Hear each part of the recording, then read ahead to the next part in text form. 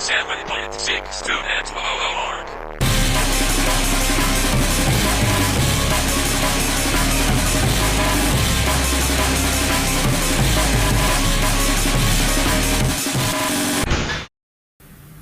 Hello there, fellow incels, chuds, and voids. Welcome to 7.62 FM.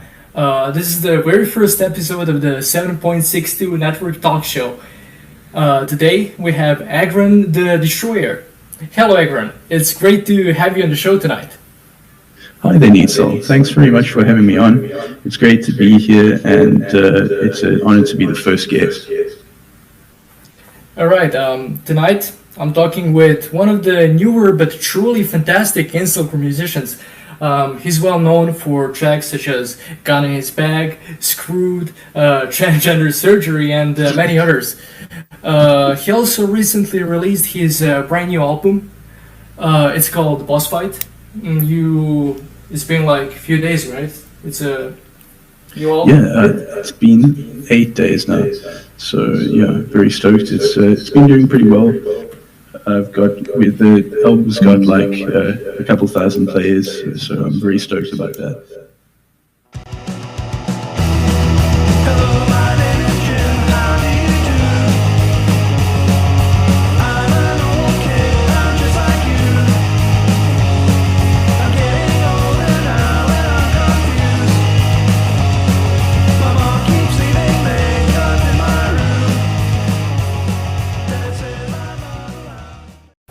So, Aegron, tell us, how are you feeling tonight?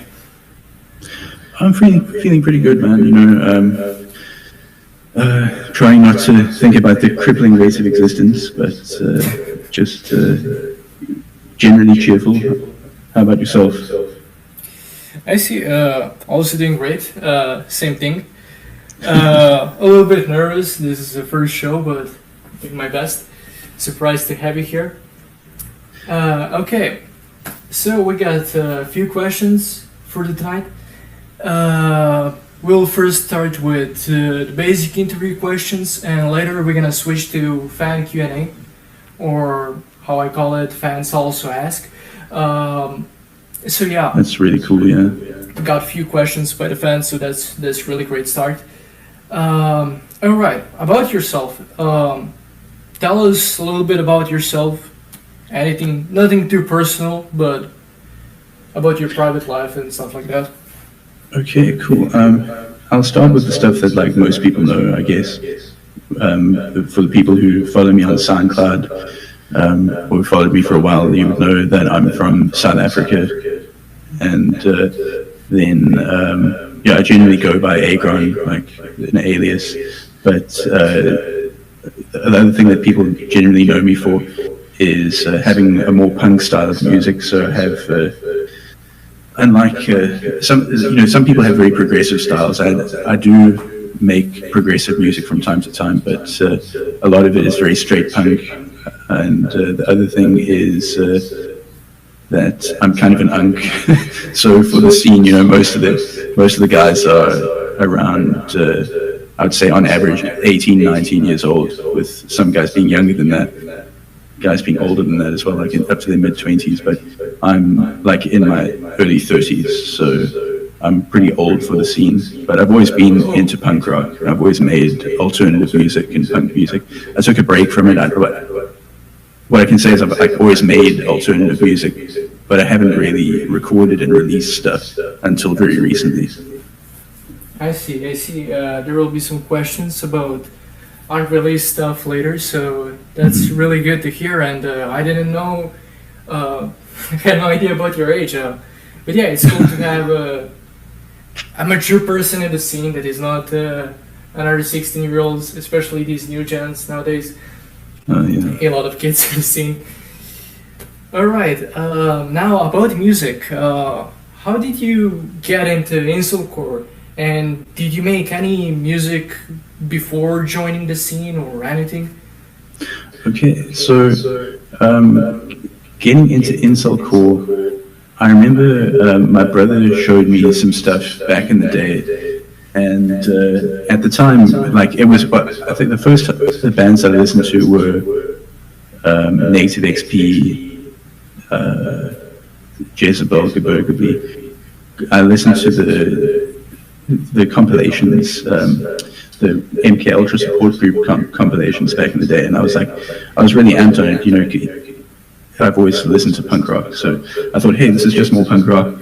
And then the whole thing happened with the Scott Pilgrim versus the World drop, and I saw it blow up. The most of the videos and most of the songs that I saw were on Up to the Wolves, like all the old Cowboy Joker stuff and Up to the Wolves. And then I remember seeing a lot of cool bands there. There was a lot more stuff that sounded very sort of traditional punk back then as well. Now these days things are getting heavier. But anyway, I don't want to digress too much. That's when I got into it. But I've always been kind of busy with life and work. So first it was just life and just being like an absolute bum, and then it was work, and I was really grateful for that. But now I finally, like since last year, maybe the year before, I got the opportunity and some time to make some music. So that's when I started making incelcore, and I just kind of hopped into the scene round about when Chicken Tender was getting popular. So he's also been a big influence on my sound, and he's a really cool guy. Well, he's untender now, but him and some other guys, it was really cool to get involved with the scene. But I have made actually music before making incelcore, like back in the day. I sort of went through a phase where I was making sort of like hardcore punk, and I was in a band, and I used to sing and play guitar there. But then that was like 10 years ago, and then sometime after that, I used to like play music in bars. So this is really my first opportunity to make whatever I want, which is really nice. I see. In reference to Chicken Tender, I actually found out about your music when I started listening to Chicken Tender. I even thought that you guys were the same people, because I would basically listen to stuff on my YouTube playlist, and you actually share some similarities with that guy. Especially the guitar riffs, it's very, very similar. I mean, not in a bad way. It's like seems like an inspiration. But yeah, also, so you said your brother got you into the scene, into the incelcore scene. Yes, yeah. Well, we've always we were in a band together when we used to make hardcore punk. We were also in a band together, and he's always listened to DIY punk, and he pretty much was listening to small bands, underground bands, right through when we were, when we used to make music, like back in the 2010s, and then we used to listen to DIY stuff like Johnny Hobo and the Freight Trains. We used to listen to stuff like before that we listened to like underground stuff like Screeching Weasel and like some J-punk stuff. It's not coming back to now. Days and Days as well. I didn't really like Days and Days that much, but like that was the type of music that I was listening to throughout the mid 2010s, and then in the late 2010s we actually came across like the guys like Soda Boy and stuff. We came across them pretty early as well, and so we were always kind of following underground punk, and like the evolution is kind of seeing the evolution of it. So that's kind of cool. All right. Now about your songs and the stuff you made. What song are you the most proud of that you made since you started basically making incelcore music, and why is that? Sure, that's a really good question. I think I definitely put a lot of work into all of my songs. There aren't really a lot of them that are just like throwaways. I think that at the moment, I think probably my favorite song of mine actually at the moment is Palantir, which is surprisingly like when Kyle's clips, where he did a review of my album, he said that like he didn't like that one, it was like really rough and stuff. And I was thinking, but that's incelcore, like, it's probably the most incelcore one of the album. So that might be my favorite one off of the album. But then like of all time, I think probably It's In My Head, because that was like the first song that, like, when I recorded it, I put a little bit of extra time into it, and I thought, like, I know this one is good. I know this one is gonna, like, people are gonna want to listen to this. It's like very fast, and it's got like a really, really strong chorus that came to me while I was falling asleep. Actually, like a lot of this, sometimes I get parts that just come out of nowhere, like to me while I'm falling asleep, and then those are often the better ones. So I built on that. And I could just tell that song, like, it had a good sound, like it was polished.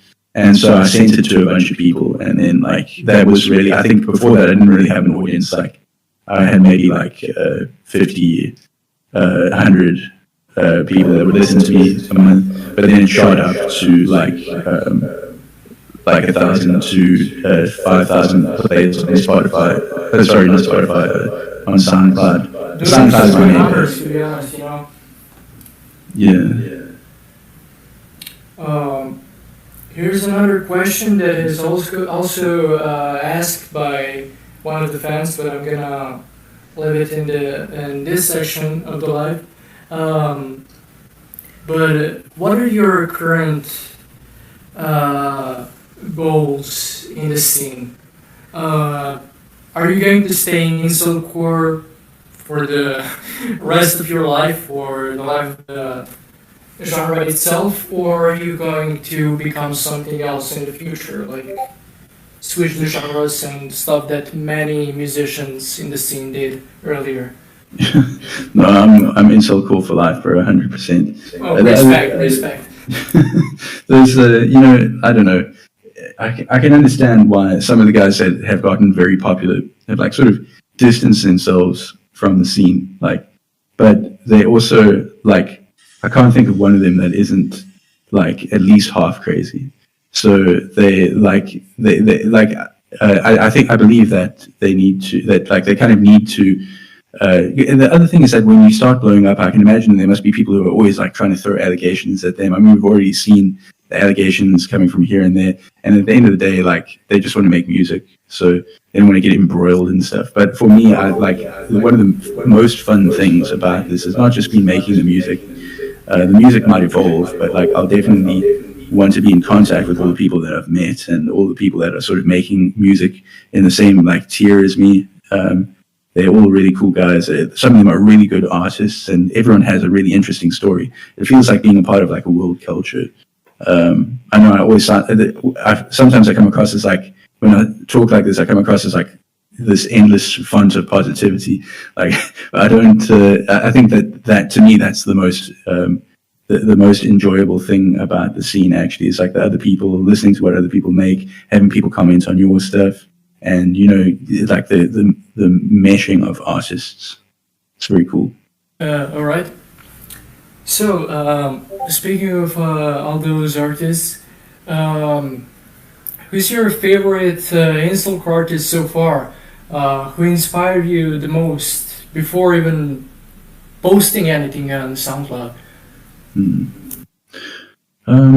Well, I would have to say Negative XP. For some guys, I know that some guys in the scene are groaning right now. They're like listening to this, like, oh no, he's good.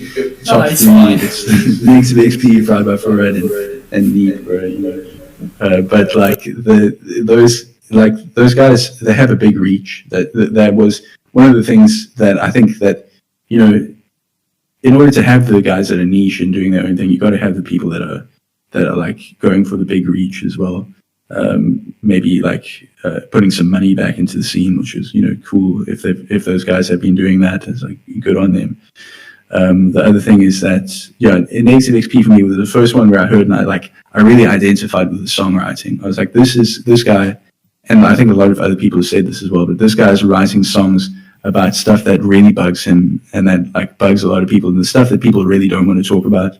And I think that in some ways, not to be dramatic, but I think in some ways, the current state of the internet, where you can, you can have controversial opinions, that we kind of owe that to him in a way, because at that time there was back when he released Scott Pilgrim and stuff, there was a lot of censorship on YouTube and stuff like that, and he's been a victim of it to a big degree.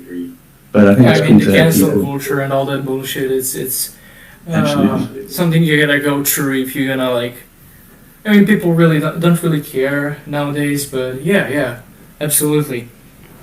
Yeah, so that's the thing. Like, I think that's probably the most inspiring thing, because like the other guys are good. They're really good songwriters. They make nice heavy music, and they also say edgy things. But you notice the difference in how people react when you say something edgy versus when you start hitting on the things that like people are like. When you start hitting on people's core beliefs and how they live their lives, then like people start getting ugly. Yeah. And I think that was the most inspiring thing for me, to see somebody stand up and just say like "fuck it." Yeah, that's actually really based. That's really based. People often love hearing old demos and rehearsals, recordings from before musicians became known. Do you have any unreleased material you'd like to share? Any demo recording? Actually, any recording of your song that haven't been released yet? I don't really. So I just released the album, so I don't really have anything major in the works at the moment. There is some sort of like. I had like a couple of songs that I recorded, like rough demos of a couple of years ago. I don't know if I can still find them, but if I can find, there were three of them. One was like about getting wasted all the time, and another one was about how people are constantly breaking into your house in South Africa. And if I can find then one of those two, then I'll send it across to you. I see. No, because people really, me for example, I came from a whole different genre. My incelcore is not my. It's not the original thing I've been listening to. I've been listening to a lot of black metal, and demo recordings and rehearsals are a big thing in that genre. And me personally, I love hearing when people make something like that. So even if you do in the future, I would love to hear it. I also re-upload music. Actually, me and Azer Zero do mostly, especially when it comes to those recordings. So yeah. But besides that, we still got something that you can call something like a rehearsal or something like that. It's also famous in the black metal scene, and those are the live shows. Now, I'm not sure if you played live in front of the people in real life, but you played on Schrumpfest, which is a question we're gonna leave for later by fans. But there's recordings of you playing there. So that's something. That's the unreleased stuff. So yeah. Yeah, that was a really fun show as well. We had a lot of cool artists that showed up. It really, like, I haven't played live in person here. I don't, I might get a band together at some point and play some live shows here. But like I don't think I have much for the online audience. I don't have much guys from South Africa that listen to me anyway. So I'd be basically starting a whole new thing. But it's still, I love playing live, so I'll definitely do that at some point. The online show was way more fun than I thought it would be, because all the guys that we played with, you played as well here. Yeah. With your band, the Nostalgists. Yeah, it was really interesting. I met really cool people like American Retard and Chicken Tender on Tender. I was expecting you on that live that night. I was waiting. I'm not sure if anyone mentioned it. Was the last one? Yeah, the last one. Yeah, was it the fourth one? I'm not really sure. Yes. There were three, and then there was a fourth, like, unplanned one. I might appear on another one because I'm not really good at music and stuff, but you know, I hope I'll see you there so we can play together, chat, and stuff Definitely, like that. bro. Like, one of the coolest things about it is, like, you can tell that, like, other people are tapping in, and people are like, there's just people that are coming past and being like, what is this? And like, we all hang out and play music all the time anyway, so it's cool to like have a bunch of guys together, you know, talking shit in the chats and you know, razzing each other on the stream. Like, it was really funny when Winsel came on and everybody gives him a hard time, like, because when you see it in the servers and stuff like that, sometimes it comes off a little bit like I don't know, a little bit hardcore, but then when you see people like razzing him live on the stream, you can see that it's all like in good fun, and you get I noticed that a lot, yeah. But anyway, we must definitely do more of that, because this is one thing that I've been thinking, is that, like, it's a big part of what made the genre like popular in the first place. All the big artists that we all like venerate now, they all like put their time in doing at least dozens of hours of lives. And people looking at them and saying, like, what the hell are these guys doing? And now we like act like it's a mystery that they have a big reach and stuff like that. But they did a lot of lives. I see. The thing about Shroomfest, and I hope future internet fests, the good thing is you can go there no matter from what country you are, because there's a Steak Fest, there's a Doomer Fest, etc. in United States that not really anyone can attend, especially me and some of the people in the scene I know that are from Slavic countries. There's just no way we're gonna fly to the United States. The visa, the money and everything is just impossible for us to go there. It costs like a year's salary. What? It costs like a year's salary, like even where I'm from, you know. Yeah, and plus, I heard they check a lot of stuff on your phone, and even if you made some stuff as a joke, you can get arrested and all that. I'm just joking. But yeah, so it's a really good thing. Shout out to Slayer, by the way. It's a really good thing. I'm really thankful for that. But yeah, let's go to the next question. Now I wanted to ask this question, but I'm not really into the music equipment because I'm an artist, not really a musician. But I was wondering, what equipment do you use, and how long does it usually take you to finish one of your songs, and maybe even like an album? Like, how much time does that consume? Sure. So that was probably one of the biggest problems for me, was like getting a recording setup together. What I did was I tried to go for them. I had music gear, so like I had a guitar. I have a Telecaster, like a parts caster that I put together myself with some with some pickups. Like they're no name brand pickups, but they're pretty like high end pickups. They're like Alnico 5 pickups. And then I have a Roland Cube, which is for me like the ideal 2000s tone. And then I thought, I'll get started with that. Like that was what I started with, and I recorded all of my songs up till the end of the album on that with one single Samsung USB microphone, USB condenser mic. So I would just I had a mic stand. I would just sing into it, and then I would record the guitar. I use Reaper as my DAW. And then I just learned how to mix as like time went along. One of the things that was a little bit frustrating about it is that the condenser mic records a very like full frequency spectrum with everything. So I actually had to get really good at mixing. Sorry, I think I lost you for a second. I had to get good at mixing for the mix to sound like intelligible at all, because with the condenser mic, it just comes out sounding like a big suit.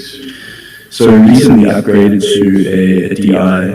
I've got myself an Arturia Mini Fuse 2, and a Behringer XM8500 dynamic mic. So my recording quality is going to pick up quite a lot, but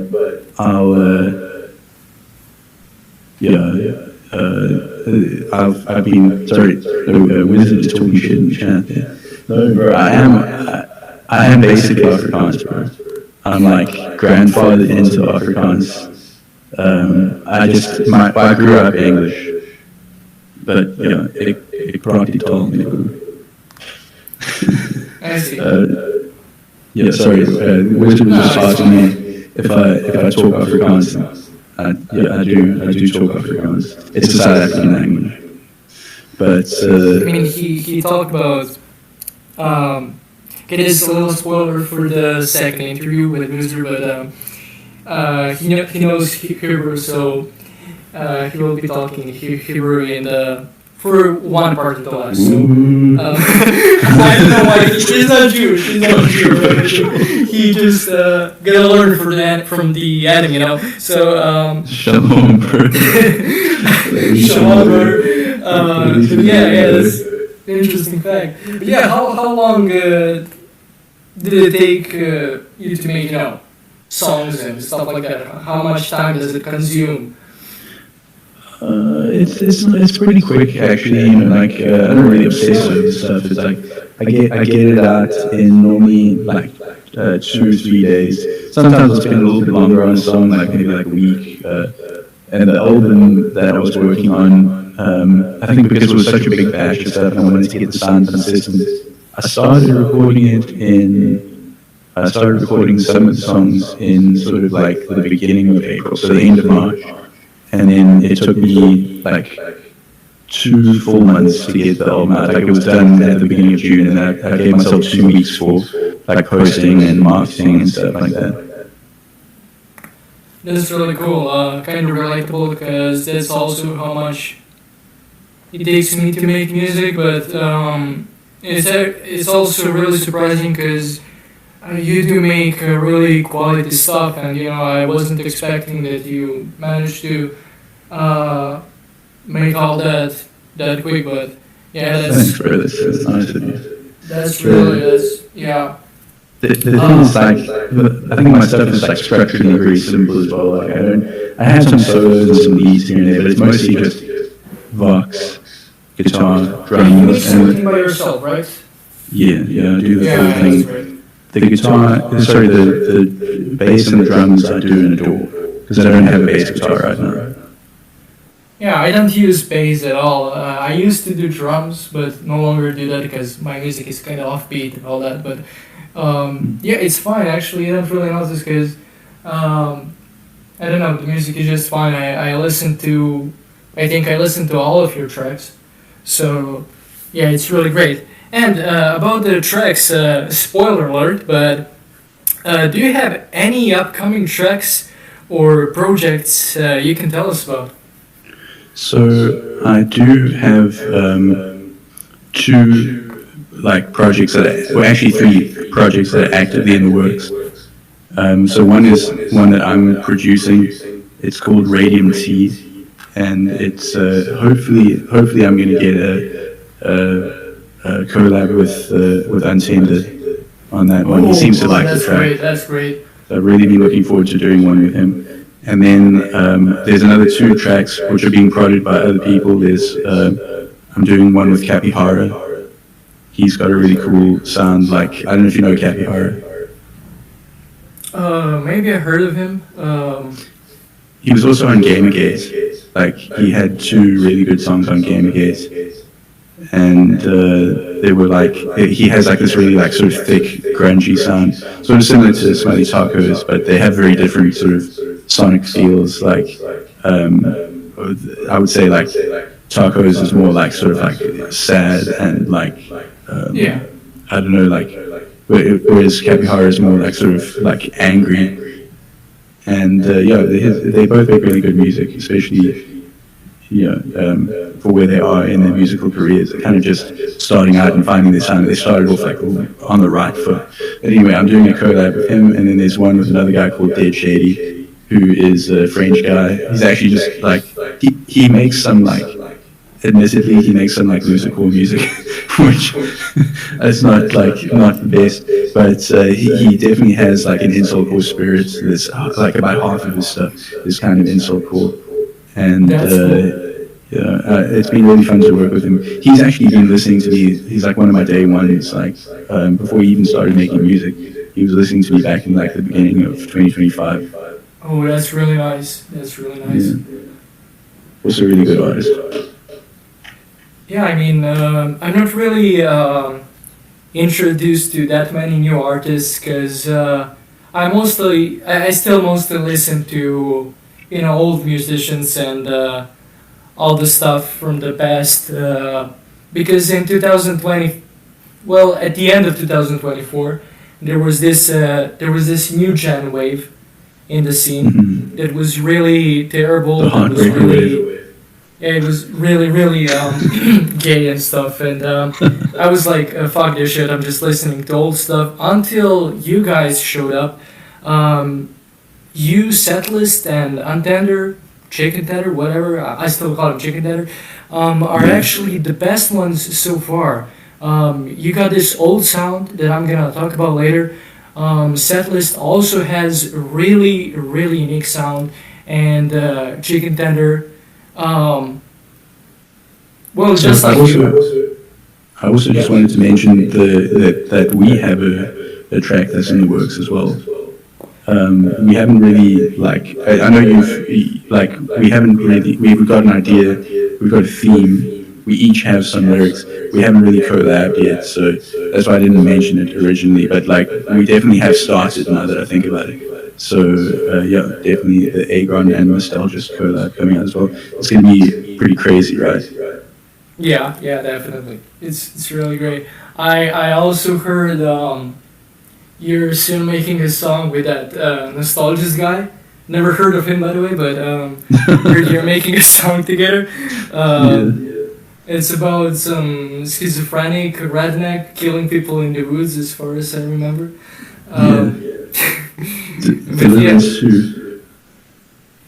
But yeah, Nostalgist and Aegron will be collabing real soon. Stay tuned. Nostalgist is definitely not me, but yeah. Okay, great.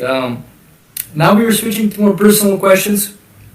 So, tell us a little bit about your life. Like, kind of a dumb question. It's also one of the questions by fans. But like, are you a true cell or a fake cell? I want to ask that in that way because, about your love life and stuff like that. Are you a true cell, like 2% of the people in the genre, or So believe it or not, I've already fielded this question before, so I can't double back on my answer now. Kyle already asked me this, and I'm already an open fake cell.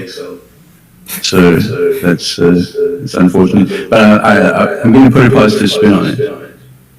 I mean, that's the best positive. I mean, I'm a fake cell too, so. Okay, that's good to know that I'm in a similar company because I don't want to get lynched. Is Seth still here? I mean, nobody's gonna judge you. Nobody cares. Everybody in the scene is just LARPing. I don't think they're true souls anymore here. But yeah, here's the hot. Yeah. I would say that the best positive spin I can put on it is I'm not going to switch up on you guys when I get a girlfriend. Like that's already happened. That's a good thing. I'm beyond respect for that.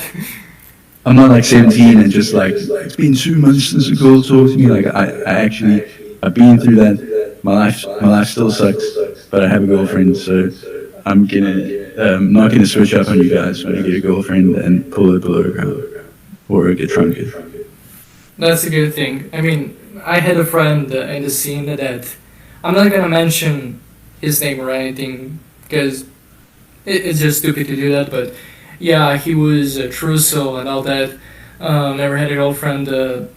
He was in my band, but we didn't make any songs. I just wanted him to collab and help me with instruments. And yeah, as soon as he got a girlfriend, he completely switched. He started calling me out for being a racist or some shit like that. He did not like the imagery I use in my music, and he just started making love songs about his girl. Fuck it. That's Fuck all it, he we're, did. just, So, we're gonna be the Beatles now. yeah. I've got a girlfriend. Yes. I mean, there's not a strict rule in the incelcore where you must remain a true soul. This is not Sex Pistols, because you know they had a rule to not have sex with anybody, and Sid Vicious fucked that up and had to fuck Save each girls. other, you know. Yeah, and there's no strict rule as long as you're cool and you're not choosing hoes or bros. It's all good. It's all good. I think that's the main thing, and I think that's the saddest thing that we have so many guys that like are swearing true self, and then you have like they get attention from one void, and all of a sudden their whole worldview changes. Like they will do that too. I'm really lucky that my partner is very based. So like she doesn't care what music I make, and she like shares a lot of the same views as me. She'll be like, yeah, these people are full of shit. So like I'm really lucky about that. Fucking traitors, dude. Fucking traitors. But she's not like most girls. I think, especially in the West. Not to sound like what's his name? Not to sound like Jake Monroe or whatever, but like a lot of girls in like the more Western industrialized countries will be like pro-feminism and stuff like that. They're the same on some cool incel, and then his life is never the same after that. He thought his life was shit before she came along. Yeah. All right. This is a hot topic now. Got a few more hot topic questions, but whatever. I noticed a lot of radical themes and controversial subjects in your music. Of course, like every other incelcore musician, you got songs about mass shootings, school shootings. I'm not really sure, but what are your political beliefs and opinion and all that stuff? So, can I just talk about the music first before I talk about like my views? Yeah, I mean, because I'd rather start with that. I think a lot of people, they want to sort of like pigeonhole you and say, oh, this guy believes that, so of course his songs are like that. But I think if you listen to my stuff, a lot of the time I don't have like a strong predictable position. Like even I think that probably the worst ones are transgender surgery and clavicular. Yeah, one dude asked me, is that like transgender? I mean, it's obvious, but he was like, is Aegron trans? Is that song supporting trans people or? That's the best thing about the song. So that's the best thing about the song, and that's the best thing about Gun His Bag as well. Like actually, those two songs I would say are the most strongly out of my stuff, and the most strongly inspired by the Ramones and like the Ramones core scene. I don't know if you know guys like Angry Samoans, Screeching Weasel, those guys. Well. Yeah, have you heard of them?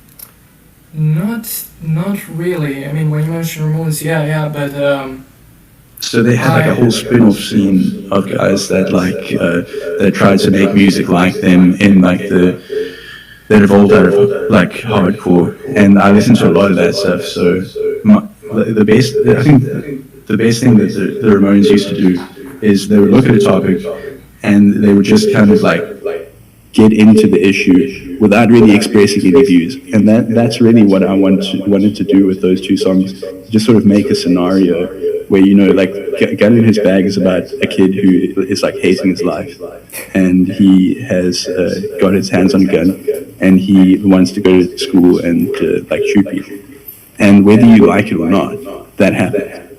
Yeah, absolutely. I completely understand that. I mean, I'm the guy that always separates music from the artist. Because, for example, when you will look at my art, and music, you will probably think I'm some TCC retard who's into all that, but I actually have a completely different opinion and all that. So, yeah, I mean, You have a lot of depth. Those guys are Yeah. not that deep. it's hard to explain that to people, but who gives a fuck? I mean, Yeah. we got a lot of fans and all that, and they understand. But that was really a funny question by that guy. Like, is Aegron trans or not? Like, come on, dude. And about the song, Well, I'm not. about the Ghani's bag, that song really, really reminds me of early incelcore. It reminds me of Naked XP songs such as Kyle and Gangai. It's like, it really gives off those vibes, but in a way, original way, you know, because when people make similar songs to, well, let's say Naked XP, it's literally just a rip-off, while you're they still copy keeping that. that original He tone. has a very he has a very specific thing that he does, like where he will like talk about his views, and like I mean he's sort of evolved into that in his later albums, like the Game Shoe and like Breakup Country and stuff. Like he evolved into the style of just kind of talking about things that piss him off. I mean, And, that's like, the not point being- of the punk not music. listening to It's it. meant to offend people and stuff. He's just a troll, I guess. Gotta call him like that because modern punks just don't get it. They're way too liberal and easily offended. But yeah, Yeah, but yeah, definitely some of his earlier stuff, he definitely used to like do thematic stuff. And sometimes I look at my stuff and I think, oh no, it's a bit too thematic. It's like it's not, how do people say it? It's not post-ironic.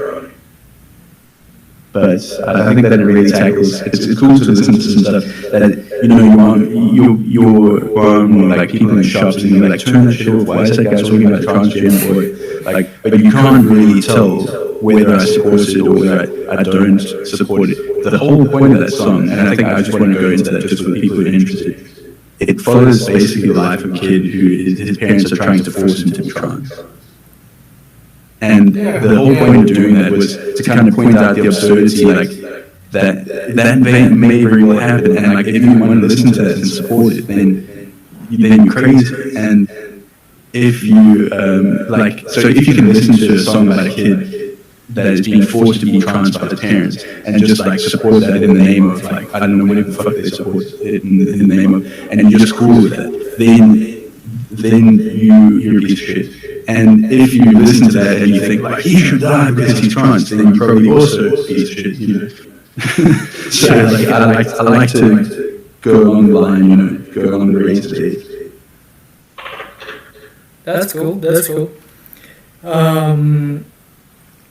Now, what's your opinion on the modern incelcore? Do you think the old school sound should make a comeback, as I briefly mentioned? I'm asking you because you sound really, as you said, your sound really reminds me of old, early incelcore tracks. So, what do you favor the most, like the modern incelcore sound or the old school stuff like Below Ground, Slater, Need, Fried, etc., etc.? So I think like it's a difficult topic to broach because there's always lots of offshoots inside the incelcore. Like we ourselves are definitely like a part of an offshoot of incelcore, which is sort of like influenced by the whole sort of returning to like focusing on like violence and stuff like that, because there was like a brief period where incelcore was very dominated by those songs, like the Heartbreaker and Fried era, and that stuff is like, and then you've got those guys also developing their sound at the same time. So you've got new stuff that starts, and you've got people that are developing in different directions. But like I think the predominant sound of the old incelcore stuff was sort of like upbeat, very punk rock, like that Sailman album for me is like one of the pillars of the original sound. And it really progressed to sort of like more depressed, like grungy stuff with the grunge for the Zoomers, and then like now we're sort of like breaching into like emo and that, you know, like emo stuff, like not like second wave emo, like the jangly guitars, but like first wave emo, you know, like Jimmy Eat World and stuff like that. So in some ways, I see the music doing a speed run through like the 70s all the way to the late 2000s. And I think that that's really cool, like, that all those elements have been incorporated, that all those artists have like found a place in the genre. And I see guys like Neek, you know, with Neek's new album, he's really sort of like moving in that direction. Death Takes come back, he's always made stuff like that on the side. So I think that would be really cool. I think that the genre actually has a lot of potential to like break back into the mainstream with that style of, and like that was sort of what I was going for with the last track on my album, FML, the Not Okay Ghost feature.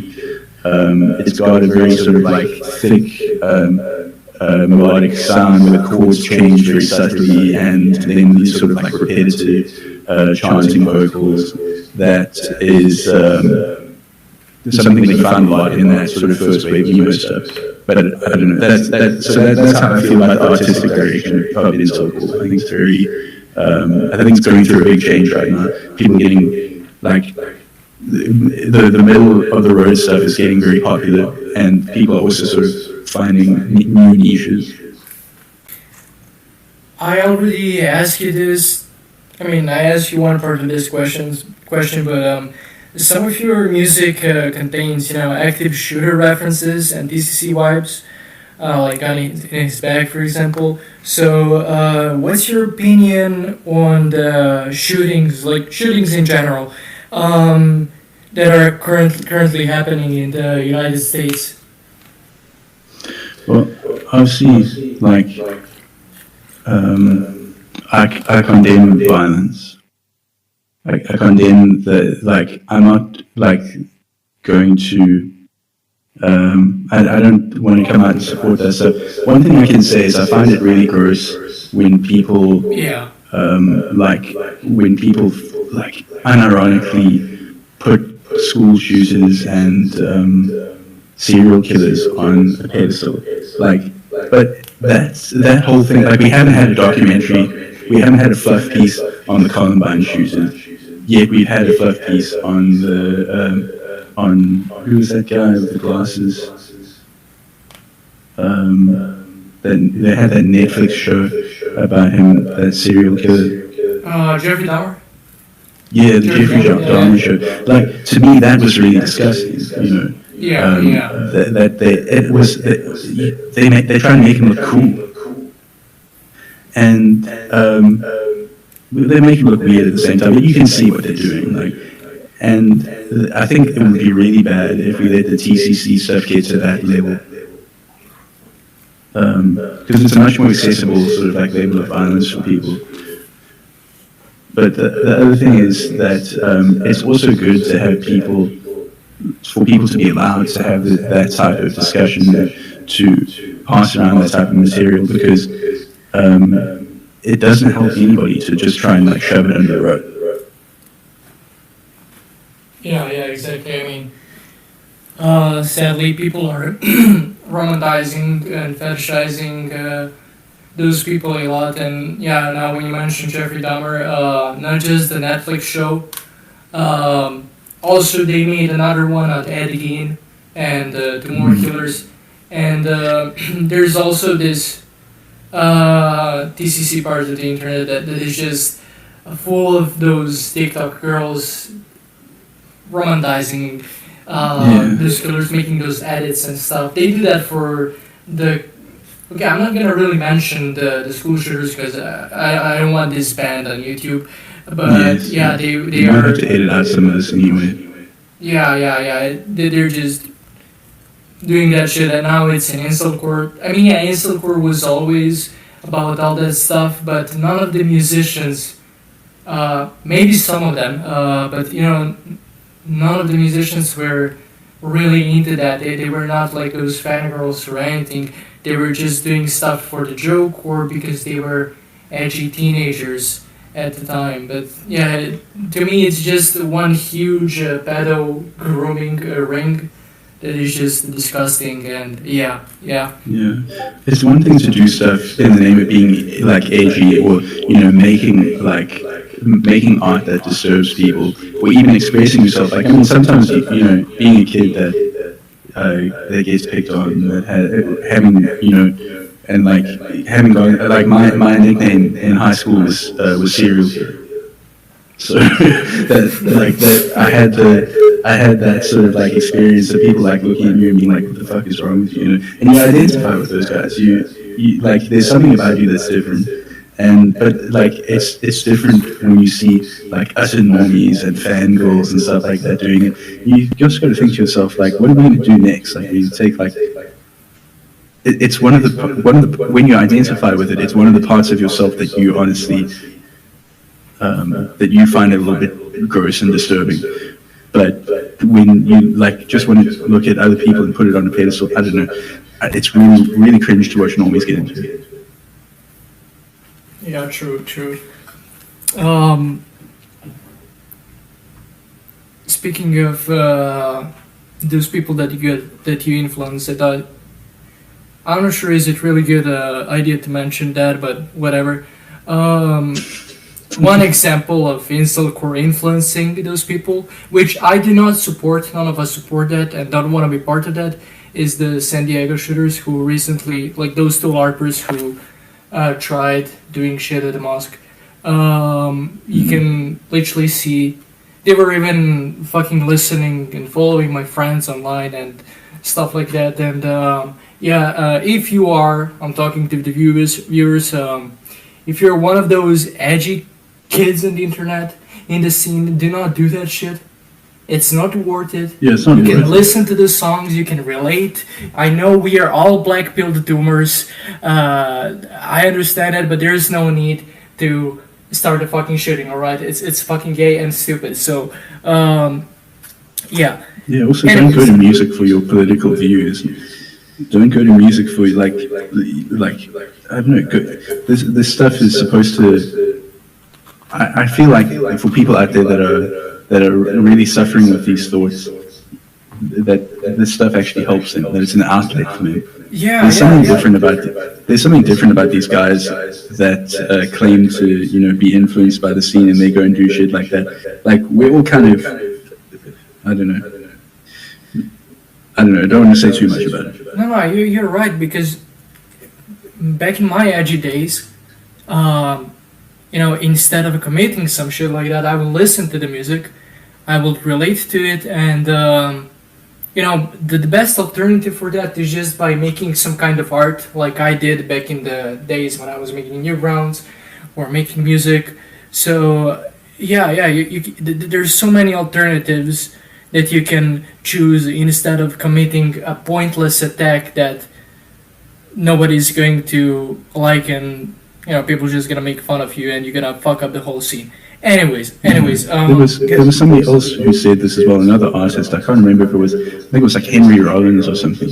He said a lot of shit, but anyway, like, one of the things that he said was, like, if I can inspire angry kids to like rather pick up a guitar than pick up a brick, and like that's kind of how I feel about it. Like, yes, we battle, and there's people out there that are suffering, but like they on the edge of doing terrible things, they shouldn't be getting that out of the music. True. Yeah. Anyways, let's end this with this hot topic, because we're going too deep into this shooting thing.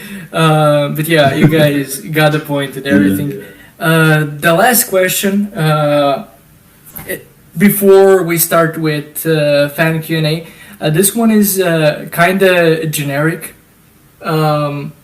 You kind of made a point when we started talking about the shootings, but what will be your advice to people who got into the scene, besides all the sessions? Like, what will be your advice to them?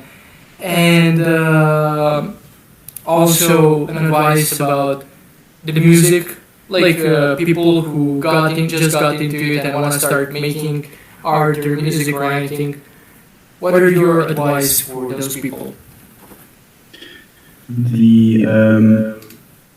I think that the best thing, the most important thing to say is that start with what you've got. Because I've actually spoken to a bunch of guys already who are like, yo, like, I heard your stuff, and it made me want to like start making music again. And that's really great to hear, because that really lets me know that I'm doing something right. Because when I heard Negative XP, and I was like, and my first reaction was like, shit, I've got to start recording some stuff. Like, I couldn't be making stuff like this the whole time.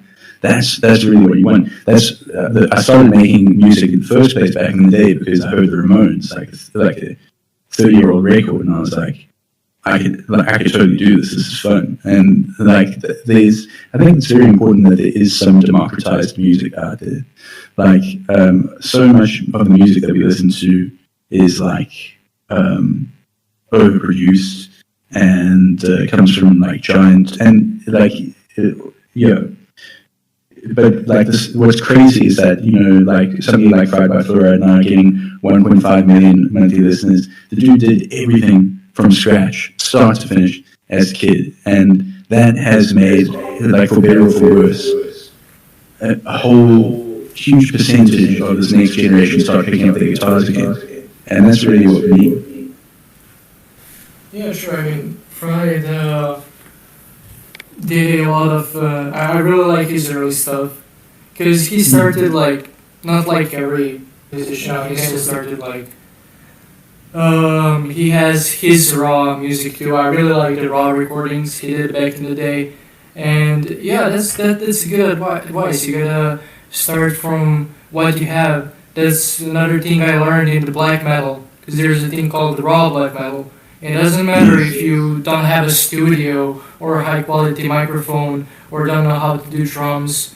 For example, Jim Falcon, he doesn't play a guitar as far as I know, but he has a piano. He plays the piano, and I think that's the first person in incelcore to do a different instrument that is not a guitar. So take that for an example, and just do whatever you want, as long as you're not mixing the genre with stuff that are not meant to be mixed with. And I mean, even these guys that get YouTube beats and, I don't know, like, make AI beats and stuff, like, the worst thing that can happen to you is that you make utter trash, and you're just going to do the same thing that like 80% of guys do. But there's a chance that you could make something great.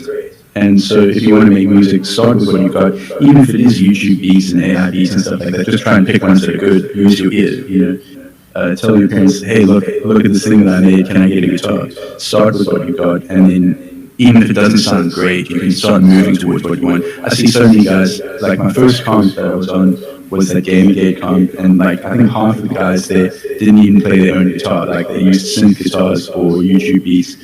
And throughout the course of the comp, like by the time we got to the end of the comp, only like almost all of them had somehow got themselves a guitar. It was the craziest thing. Like they looked at the other guys that they were working with, and they were like, "I need to step up my game."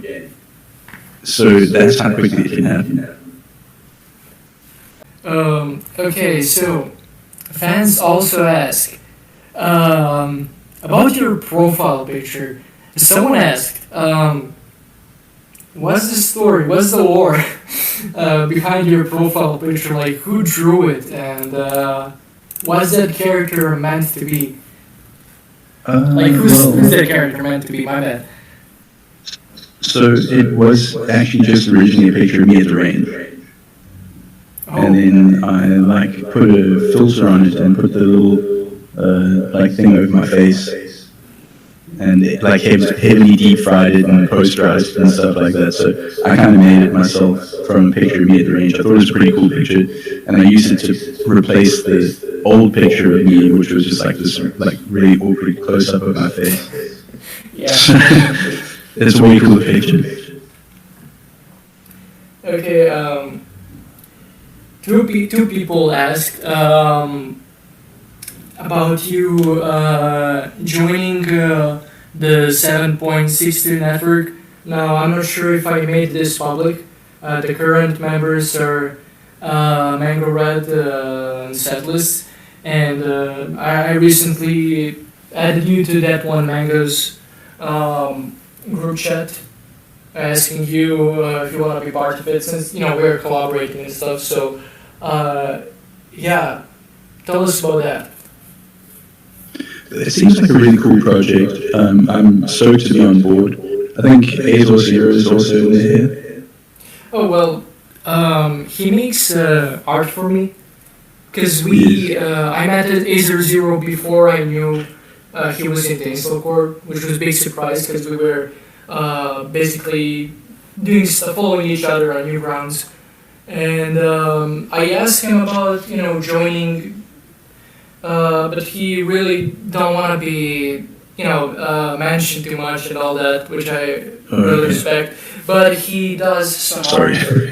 Yeah, he will do some. He told me that he's going to do art for some of my stuff.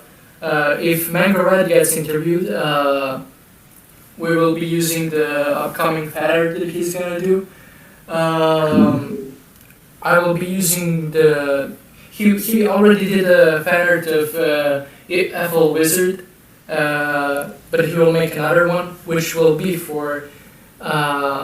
Which I will use for the interview, and yeah, I saw that one. I think it was like last week or the week before. Yeah. So yeah, I'm not saying he's my personal artist or something. He's my friend, but yeah, he sometimes does art for me and other people, and I will definitely be using that. He's not really part of the 7.6 network, but. He's a very cool artist. I was like, out of the guys that I've seen making art, he's definitely a top tier artist. Especially in incelcore. True. I talk about him with him about making incelcore art. I'm not sure if I understood him well, but he don't really considers his art, just incelcore. He makes a lot of other stuff. Like I've been following him on Newgrounds for a while, and I seen a lot of old art, some unreleased stuff. He's also working on Penguin Band's animation. So that's really cool. That's really great. It's been a while. He's working on that for a long time, but trust me, if it gets done, it's gonna be really good because. There's a lot of stuff to animate, so yeah. That's really cool. Like it's cool that to have also just like ties with other people that are talented. Yeah, absolutely. But sorry to go back to the original question. I'm very stoked on the 762 network. There's a very good vision. There's a very strong sort of like. I think there's a good theme amongst the artists as well, and it's good to have. I think it would be good to have some more networks like that where people, they sort of. I hate to say it, but there's like a bit of a cut because all the guys that you've put on so far they all make really good music consistently, and there's a lot of other sort of like groups and networks out there where. People come and go. A lot of people don't make stuff, so the quality varies. Yeah. So it seems like a good idea, bro. Absolutely. And speaking of art, before I move to the last questions, actually, yeah, it is the last question.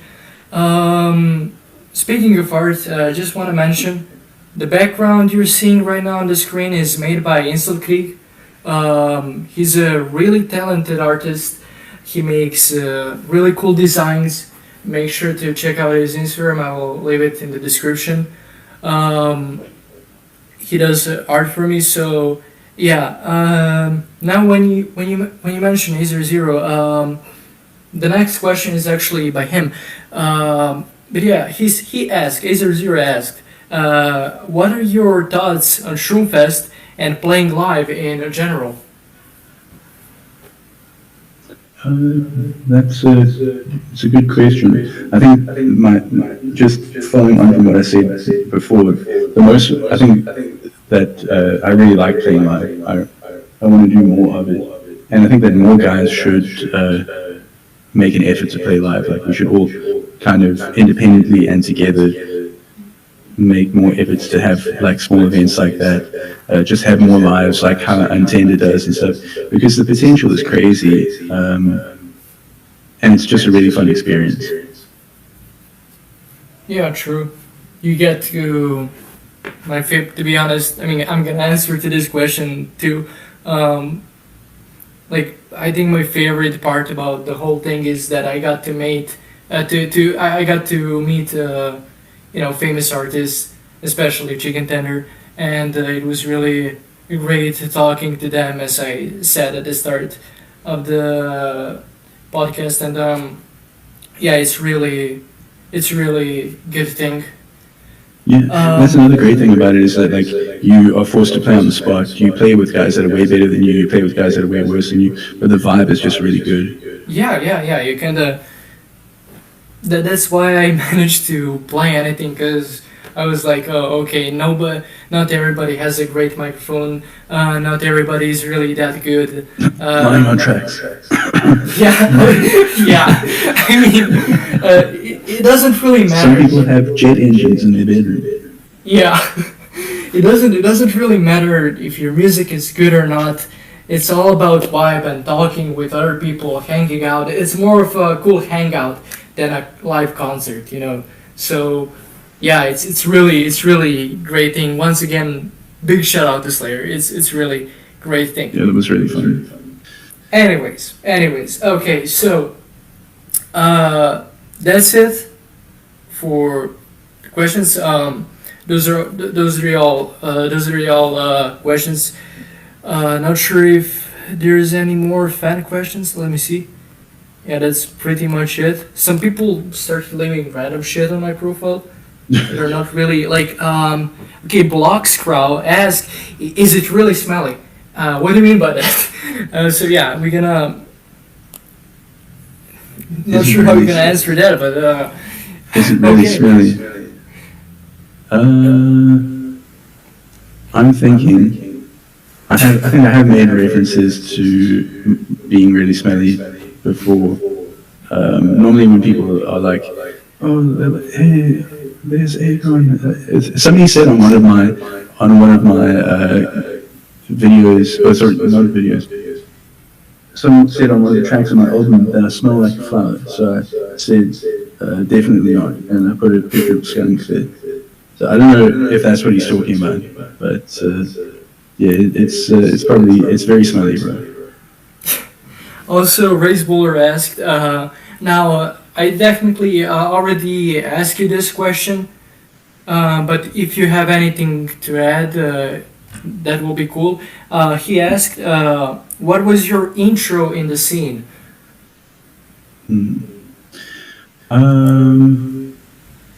So, let's see, when did I really feel like now I'm in the incelcore scene?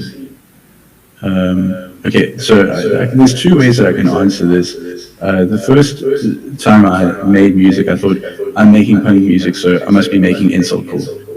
And I would say that the first like incelcore song that I made was Terminate. And that is a really old song, but it's pretty cool. But I didn't really like come across the people in the scene and the SoundCloud and stuff like that until I got invited on Gamergate. I think when I got invited on Gamergate, then I saw a bunch of other incelcore artists, and I was finding out about the other people who are active in the scene. Because you see a lot of people who release music, you don't know who's really active and who's like talking to each other and stuff like that. So I would say it was at that point. Okay, you were cut in the middle of the sentence. Oh, sorry. Yeah, I was saying it was like that was the point when that was the point when I really felt like I was in the incelcore scene. I thought I was in the incelcore scene before that, but then I really knew I was in the incelcore scene when I was talking to a bunch of other incelcore artists. So. Oh yeah. Yeah. I mean, you pretty much explained everything in the second question or something like that. So, yeah. Okay, that's it for the fans questions. We're gonna we're not done yet. You got one song to play for us, right? Yes, yeah, I'm gonna play Gun in His Bag, and then, yeah, that's it. My favorite song. Okay, for the outro, you can play that. We're gonna have a little bit of chat after that, and Alright, 1, 2, 3, 4.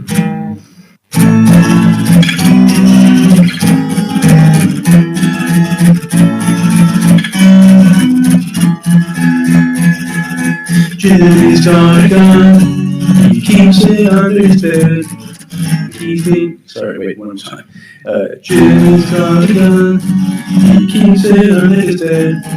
And he's been contemplating shooting himself in the head. He's seen it on TV, he's seen it on the news. And now he's made his mind up, he knows just what to do. Jimmy's got a gun in his bag.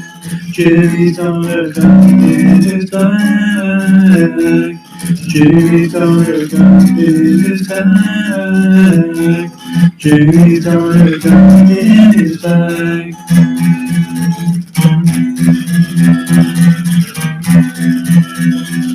Jimmy goes to school, his grades are not the best.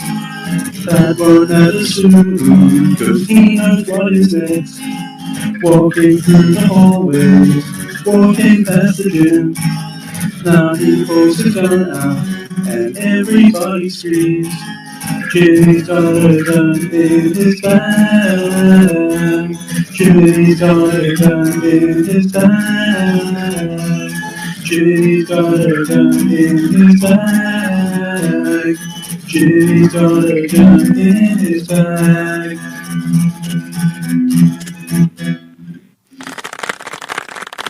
awesome, man. Awesome, great job. That is really fucking fantastic.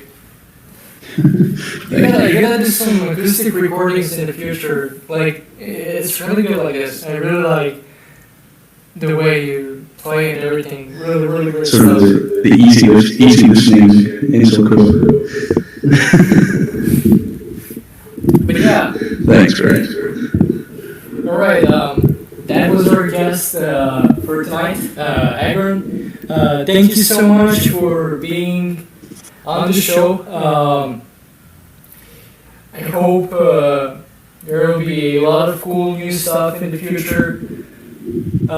So, yeah. Yeah, definitely, bro. Thanks so much for having me on first and letting me, giving me such a big spot and everything. I'm looking forward to seeing the other guys that you'll get on. I'm sure that it's going to get, you'll get much bigger artists on. And I'll definitely be following.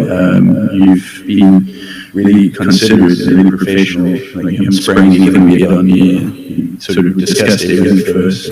It was a really cool format. All the guys in the channel and everything, it's really well done. All the guys are really cool. So thanks to you, and thanks to Tim Boyle, thanks to everyone. Alright guys, thank you so much for watching, and see you in another talk show.